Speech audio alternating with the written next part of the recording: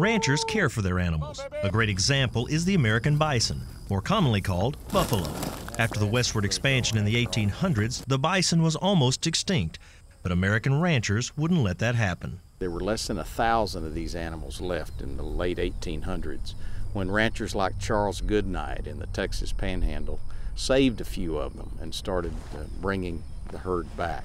A lot of the animals that populate the national and state parks and the wilderness areas today are there because those ranchers stepped in and saved a species over 100 years ago.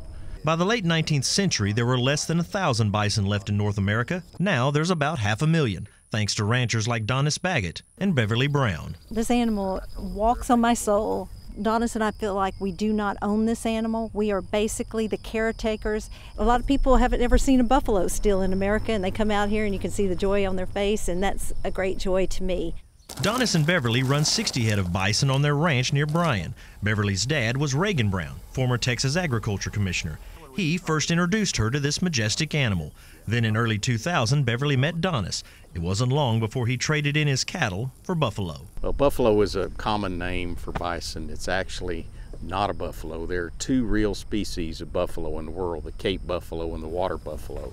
Bison are a separate species altogether.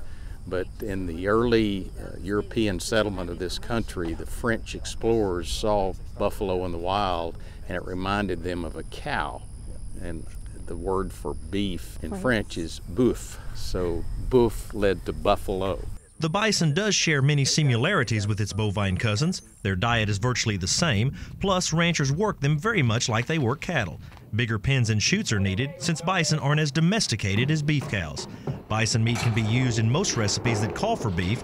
The demand is high for this lean meat. This animal is a victory for preservation on the prairie by the people who have a vested interest in taking care of the world that they live in, and that's American farmers and ranchers. Here's an example, a living, breathing, grunting example of what can happen when American ag producers put their mind to it. The American Plains bison is the largest land mammal in North America. Texas has more ranchers growing bison than any other state, raising a part of American history. For TFB News, Ed Wolf, Bryan.